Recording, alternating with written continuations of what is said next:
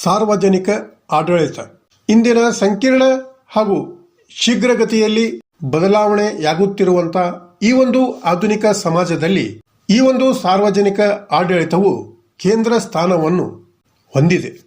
ಈ ಒಂದು ಸಾರ್ವಜನಿಕ ಆಡಳಿತ ಎಂಬ ಪದವನ್ನು 1812ರಲ್ಲಿ ಮೊಟ್ಟ ಮೊದಲಿಗೆ ಅಲೆಕ್ಸಾಂಡರ್ ಹ್ಯಾಮಿಲ್ಟನ್ನರು ಬಳಸಿದ್ದಾರೆ. ಈ ಒಂದು ಸಾರ್ವಜನಿಕ ಆಡಳಿತದ ಅಧ್ಯಯನದ ಬೆಳವಣಿಗೆಯು ವಿಶೇಷವಾಗಿ ಅಮೆರಿಕದಲ್ಲಿ ಪ್ರಾರಂಭವಾಯಿತು.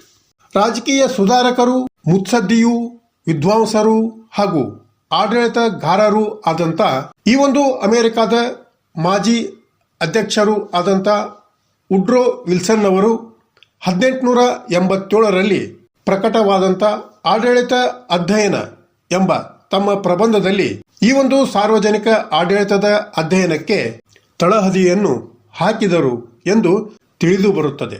ರಾಜಕೀಯ ಮತ್ತು ಆಡಳಿತವು ವ್ಯವಹಾರದಂತೆ ದಕ್ಷತೆಯಿಂದ ನಡೆಯಬೇಕು ಎಂದು ಈ ಒಂದು ವುಡ್ರೋ ವಿಲ್ಸನ್ನರು ಪ್ರತಿಪಾದಿಸಿದರು.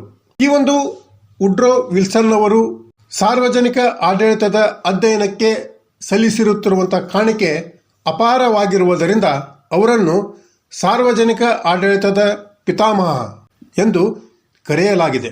ಅಲ್ಲದೆ ಈ ಒಂದು ವುಡ್ರೋ ವಿಲ್ಸನ್ನರನ್ನು ಸಾರ್ವಜನಿಕ ಆಡಳಿತದ ಸಂಸ್ಥಾಪಕರು ಎಂದೂ ಸಹ ಪರಿಗಣಿಸಲಾಗಿದೆ.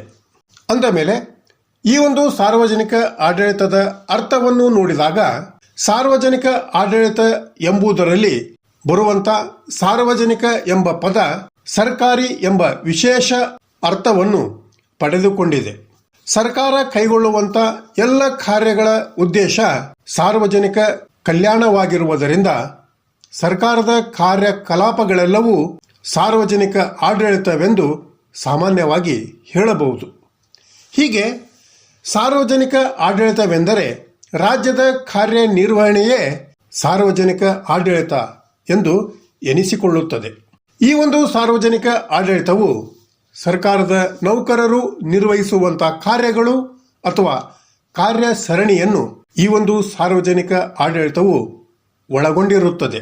ಅಂದರೆ ಸರ್ಕಾರಿ ನೀತಿಗಳನ್ನು ವ್ಯವಸ್ಥಿತವಾಗಿ ಜಾರಿಗೊಳಿಸುವುದು, ಸಾರ್ವಜನಿಕ ಸಂಸ್ಥೆಗಳನ್ನು ನಿರ್ವಹಿಸುವುದು ಮತ್ತು ನಾಗರಿಕರಿಗೆ ಸೇವೆಗಳನ್ನು ಪರಿಣಾಮಕಾರಿಯಾಗಿ ತಲುಪಿಸುವುದು ಈ ಒಂದು ಸಾರ್ವಜನಿಕ ಆಡಳಿತವು ಆಗಿದೆ.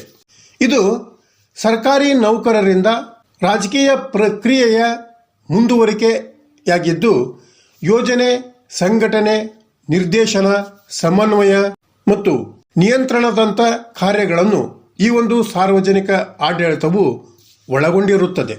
ಹಾಗೂ ಸಮಾಜದ ಕಲ್ಯಾಣಕ್ಕಾಗಿ ಮಾನವ ಮತ್ತು ವಸ್ತು ಸಂಪನ್ಮೂಲಗಳನ್ನು ಈ ಒಂದು ಸಾರ್ವಜನಿಕ ಆಡಳಿತವು ಬಳಸಿಕೊಳ್ಳುತ್ತದೆ.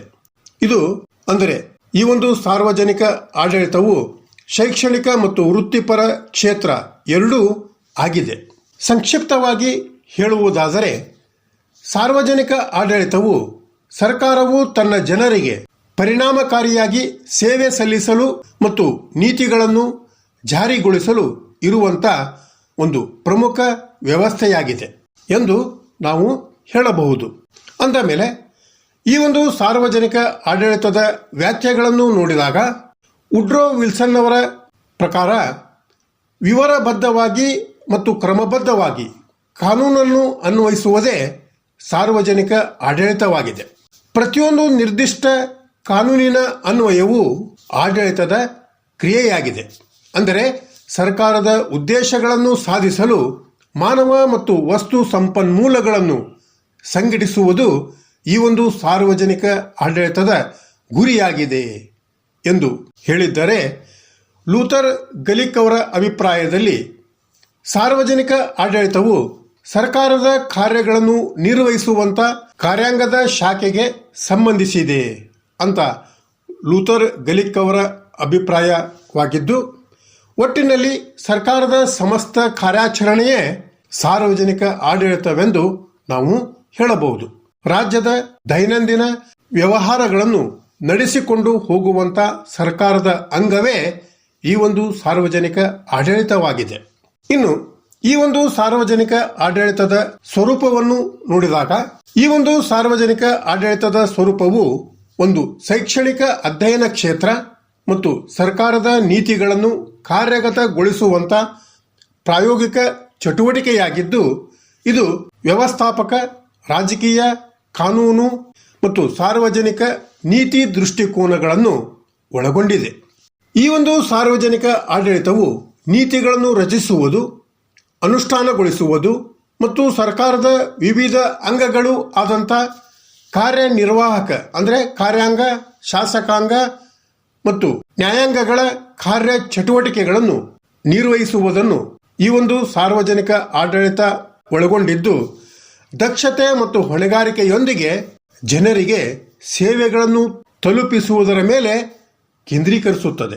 ಇದು ಅಂದರೆ ಈ ಒಂದು ಸಾರ್ವಜನಿಕ ಆಡಳಿತವು ನಿರಂತರವಾಗಿ ವಿಕಸನಗೊಳ್ಳುತ್ತಿರುವಂತಹ ಕ್ಷೇತ್ರವಾಗಿದ್ದು ವಿಭಿನ್ನ ದೃಷ್ಟಿಕೋನಗಳನ್ನು ಅಂದರೆ ಸಮಗ್ರ ಮತ್ತು ವ್ಯವಸ್ಥಾಪಕ ದೃಷ್ಟಿಕೋನವನ್ನು ಹೊಂದಿದೆ ಮತ್ತು ಸಾಮಾಜಿಕ ವಿಜ್ಞಾನಗಳೊಂದಿಗೆ ಸಂವಹನವನ್ನು ನಡೆಸುತ್ತದೆ. ಈ ಒಂದು ಸಾರ್ವಜನಿಕ ಆಡಳಿತ ಅಂದ ಮೇಲೆ ಈ ಒಂದು ಸಾರ್ವಜನಿಕ ಆಡಳಿತದ ಪ್ರಮುಖ ಸ್ವರೂಪಗಳು ಅಥವಾ ಈ ಒಂದು ಸಾರ್ವಜನಿಕ ಆಡಳಿತದ ಸ್ವರೂಪವು ಒಳಗೊಂಡಿರುವಂತಹ ಅಂಶಗಳು ಯಾವುವು ಅಂತ ನಾವು ನೋಡಿದಾಗ 1. ಸಮಗ್ರ ದೃಷ್ಟಿಕೋನ, 2. ವ್ಯವಸ್ಥಾಪನಾ ದೃಷ್ಟಿಕೋನ, 3. ರಾಜಕೀಯ ಮತ್ತು ಶಾಸಕಾಂಗ ದೃಷ್ಟಿಕೋನ, 4. ವೈಜ್ಞಾನಿಕ ಮತ್ತು ನಡವಳಿಕೆ ದೃಷ್ಟಿಕೋನ ಮತ್ತು 5. ಒಂದು ಚಟುವಟಿಕೆ ಮತ್ತು ಒಂದು ಶಿಸ್ತು ಅಂತ ಇದ್ದು ಇವುಗಳನ್ನು ಒಂದೊಂದಾಗಿ ನೋಡೋಣ. ಮೊದಲಿಗೆ ಸಮಗ್ರ ದೃಷ್ಟಿಕೋನ. ಈ ಒಂದು ಸಮಗ್ರ ದೃಷ್ಟಿಕೋನದ ಪ್ರಕಾರ ಸಾರ್ವಜನಿಕ ನೀತಿಯ ಅನುಷ್ಠಾನ ಹಾಗೂ ಕಾರ್ಯಗತಗೊಳಿಸುವಲ್ಲಿ ಕೈಗೊಳ್ಳಲಾಗುವಂತ ಎಲ್ಲ ಕಾರ್ಯ ಚಟುವಟಿಕೆಗಳ ಒಟ್ಟು ಸಮೂಹವೇ ಈ ಒಂದು ಸಾರ್ವಜನಿಕ ಆಡಳಿತವಾಗಿದೆ. ಅಂದರೆ ವ್ಯವಸ್ಥಾಪನಾ ಮತ್ತು ತಾಂತ್ರಿಕ ಕಾರ್ಯಗಳ ಜೊತೆಯಲ್ಲಿ ದೈಹಿಕ ಹಾಗೂ ಗುಮಾಸ್ತ ಕಾರ್ಯಗಳು ಸಹ ಈ ಒಂದು ಸಮಗ್ರ ದೃಷ್ಟಿಕೋನದಲ್ಲಿ ಬರುತ್ತವೆ. ಅಂದರೆ ಒಂದು ವ್ಯವಸ್ಥೆಯಲ್ಲಿ ಆಡಳಿತದ ಒಂದು ಭಾಗವಾಗಿ ಕೆಳ ಹಂತದಿಂದ ಮೇಲಿನ ಹಂತದವರೆಗೆ ಎಲ್ಲಾ ಸಿಬ್ಬಂದಿ ವರ್ಗದ ಜನರು ನಿರ್ವಹಿಸುವಂತ ಕಾರ್ಯ ಇದಾಗಿದೆ. ಪ್ರೊಫೆಸರ್ LD ವೈಟ್ ಮತ್ತು ಡಿಮಾಕ್ ರವರು ಈ ಒಂದು ದೃಷ್ಟಿಕೋನವನ್ನು ಸಮರ್ಥಿಸಿದ್ದಾರೆ. ಅಲ್ಲದೆ ಇವರ ಪ್ರಕಾರ ಸಾರ್ವಜನಿಕ ನೀತಿಯ ಅನುಷ್ಠಾನದಲ್ಲಿ ಕೈಗೊಳ್ಳಲಾಗುವಂತ ಎಲ್ಲ ಕಾರ್ಯಗಳು ಸಾರ್ವಜನಿಕ ಆಡಳಿತದಲ್ಲಿ ಬರುತ್ತವೆ. ಉದಾಹರಣೆಗೆ ಇಂದು ಸರ್ಕಾರಿ ಕಚೇರಿಯಲ್ಲಿನ ಸೇವಕನಿಂದ ಹಿಡಿದು ಸಚಿವಾಲಯದಲ್ಲಿಯ ಕಾರ್ಯದರ್ಶಿಯವರೆಗೂ ಹಾಗೂ ರಾಜ್ಯದ ಮುಖ್ಯಸ್ಥನವರೆಗೂ ನಿರ್ವಹಿಸಲ್ಪಡುವಂತ ಸಮಸ್ತ ಕಾರ್ಯ ಚಟುವಟಿಕೆಗಳು ಇದಕ್ಕೆ ಉತ್ತಮ ಉದಾಹರಣೆಯಾಗಿದೆ. ಇನ್ನು 2. ವ್ಯವಸ್ಥಾಪನಾ ದೃಷ್ಟಿಕೋನ. ಈ ಒಂದು ವ್ಯವಸ್ಥಾಪನಾ ದೃಷ್ಟಿಕೋನದ ಪ್ರಕಾರ ವ್ಯವಸ್ಥಾಪನೆಯ ಕಾರ್ಯಗಳು ಮಾತ್ರ ಸಾರ್ವಜನಿಕ ಆಡಳಿತದ ಕಾರ್ಯಗಳು ಆಗಿವೆ.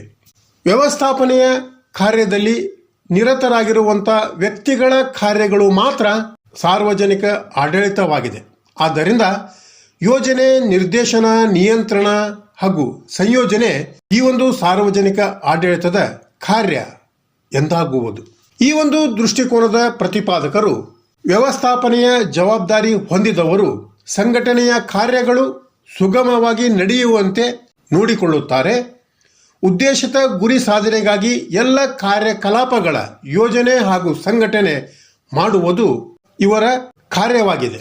ಸೈಮನ್ ಸ್ಮಿತ್ಬರ್ಗ್, ಥಾಮ್ಸನ್, ಲೂಥರ್ ಗಲಿಕ್ ಇನ್ನೂ ಮುಂತಾದವರು ಈ ಒಂದು ದೃಷ್ಟಿಕೋನದ ಅಂದರೆ ವ್ಯವಸ್ಥಾಪನಾ ದೃಷ್ಟಿಕೋನದ ಪ್ರತಿಪಾದಕರು ಆಗಿದ್ದಾರೆ. ಈ ಒಂದು ವ್ಯವಸ್ಥಾಪನಾ ದೃಷ್ಟಿಕೋನವು ಆಡಳಿತದ ಉನ್ನತ ಸ್ಥಾನದಲ್ಲಿರುವ ಕೆಲವೇ ವ್ಯಕ್ತಿಗಳ ಕಾರ್ಯಕಲಾಪಗಳನ್ನು ಸೂಚಿಸುತ್ತದೆ.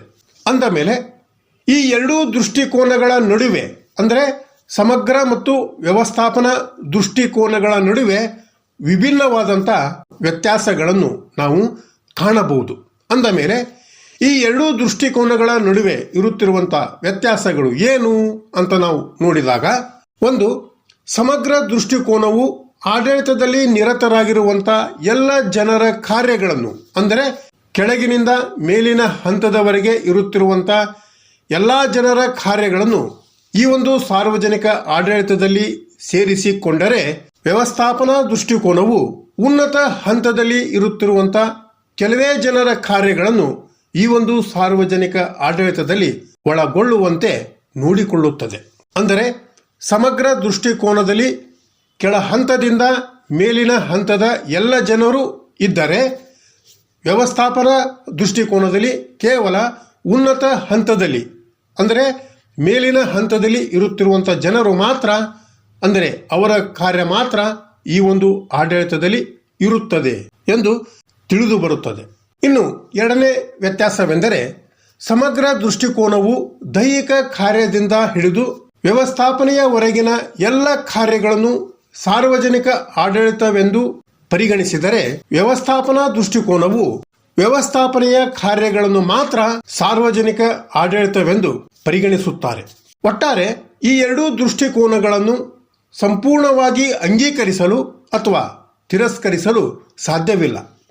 ಆಡಳಿತ ಎನ್ನುವಂಥ ಪದದ ಅರ್ಥ ಹಾಗೂ ಸ್ವರೂಪ ಇದನ್ನು ಯಾವ ಸಂದರ್ಭದಲ್ಲಿ ಬಳಸಲಾಗಿದೆ ಎನ್ನುವುದನ್ನು ಅವಲಂಬಿಸಿದೆ. ಈ ಬಗ್ಗೆ ಡಿಮಾಕ್ ಮತ್ತು ಕೊಯ್ನಿಗ್ ಹೀಗೆ ಹೇಳಿದ್ದಾರೆ: ಸಾರ್ವಜನಿಕ ಆಡಳಿತವು ಒಂದು ಅಧ್ಯಯನ ವಿಷಯದಂತೆ ಕಾನೂನನ್ನು ಜಾರಿಗೆ ತರುವ ಹಾಗೂ ಸಾರ್ವಜನಿಕ ನೀತಿಗಳನ್ನು ಕಾರ್ಯಗತಗೊಳಿಸುವಲ್ಲಿ ಸರ್ಕಾರ ನಡೆಸುವಂತ ಎಲ್ಲ ಪ್ರಯತ್ನಗಳನ್ನು ಪರಿಶೀಲಿಸಿದರೆ ಒಂದು ಪ್ರಕ್ರಿಯೆಯಂತೆ ಒಂದು ಜಾರಿ ನಿರ್ದೇಶನಾಲಯವು ಕಾರ್ಯಕ್ಷೇತ್ರ ವಹಿಸಿಕೊಂಡಂತ ಸಮಯದಿಂದ ಅಂತಿಮ ಹಂತದವರೆಗಿನ ಎಲ್ಲ ಕ್ರಮಗಳು ಒಳಗೊಳ್ಳುತ್ತವೆ.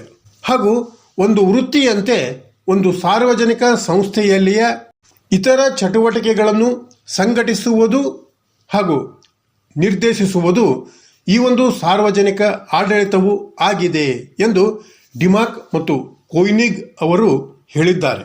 ಇನ್ನು ಈ ಒಂದು ಸಾರ್ವಜನಿಕ ಆಡಳಿತದ ಪ್ರಮುಖ ಸ್ವರೂಪಗಳಲ್ಲಿ ಅಥವಾ ಸ್ವರೂಪವು ಒಳಗೊಂಡಿರುವಂತಹ ಮೂರನೆಯ ಪ್ರಮುಖ ಅಂಶ ರಾಜಕೀಯ ಮತ್ತು ಶಾಸಕಾಂಗ ದೃಷ್ಟಿಕೋನ. ಅಂದರೆ ನೀತಿಗಳನ್ನು ರೂಪಿಸುವ ರಾಜಕೀಯ ಪ್ರಕ್ರಿಯೆಗಳು ಮತ್ತು ಸಾರ್ವಜನಿಕ ಸಂಸ್ಥೆಗಳ ರಚನೆ, ಕಾರ್ಯಗಳು ಮತ್ತು ನಡವಳಿಕೆಗಳನ್ನು ಈ ಒಂದು ಸಾರ್ವಜನಿಕ ಆಡಳಿತ ಅಧ್ಯಯನ ಮಾಡುತ್ತದೆ. ಶಾಸಕಾಂಗ ಮತ್ತು ಕಾರ್ಯಾಂಗದ ಕ್ರಿಯೆಗಳನ್ನು ಈ ಒಂದು ಸಾರ್ವಜನಿಕ ಆಡಳಿತವು ಒಳಗೊಂಡಿದೆ. 4. ವೈಜ್ಞಾನಿಕ ಮತ್ತು ನಡವಳಿಕೆ ದೃಷ್ಟಿಕೋನ. ಅಂದರೆ ಆಡಳಿತಾತ್ಮಕ ಸಂದರ್ಭಗಳಲ್ಲಿ ಮಾನವ ನಡವಳಿಕೆಯ ವೈಜ್ಞಾನಿಕ ಅಧ್ಯಯನ ಮತ್ತು ವಿಶ್ಲೇಷಣೆಯನ್ನು ಈ ಒಂದು ಸಾರ್ವಜನಿಕ ಆಡಳಿತ ಒಳಗೊಂಡಿದೆ. ವಾಸ್ತವಿಕ ಮತ್ತು ಪ್ರಾಯೋಗಿಕ ತೀರ್ಪುಗಳ ಮೇಲೆ ಕೇಂದ್ರೀಕರಿಸುತ್ತದೆ. ಈ ಒಂದು ಸಾರ್ವಜನಿಕ ಆಡಳಿತದ ಪ್ರಮುಖವಾದ ಕೊನೆಯ ಸ್ವರೂಪ 5. ಒಂದು ಚಟುವಟಿಕೆ ಮತ್ತು ಒಂದು ಶಿಸ್ತು. ಇದು ಅಂದರೆ ಸಾರ್ವಜನಿಕ ಆಡಳಿತವು ಸರ್ಕಾರದ ನೀತಿಗಳನ್ನು ಕಾರ್ಯಗತಗೊಳಿಸುವಂತ ನಿಜವಾದ ಆಚರಣೆಯಾಗಿದೆ. ಅದೇ ಸಮಯದಲ್ಲಿ ಇದು ಒಂದು ಶೈಕ್ಷಣಿಕ ಅಧ್ಯಯನ ಕ್ಷೇತ್ರವಾಗಿದ್ದು ವಿಶ್ಲೇಷಣೆ ಮತ್ತು ಸಂಶೋಧನೆಗಳನ್ನು ಒಳಗೊಂಡಿದೆ. ಅಂದರೆ ಈ ಒಂದು ಸಾರ್ವಜನಿಕ ಆಡಳಿತ ಒಂದು ಚಟುವಟಿಕೆಯಾಗಿದ್ದು ಮತ್ತು ಅದೊಂದು ಶಿಸ್ತುಮಯವಾದಂಥ ಸ್ವರೂಪವನ್ನು ಹೊಂದಿದೆ ಎಂದು ನಾವು ಹೇಳಬಹುದು.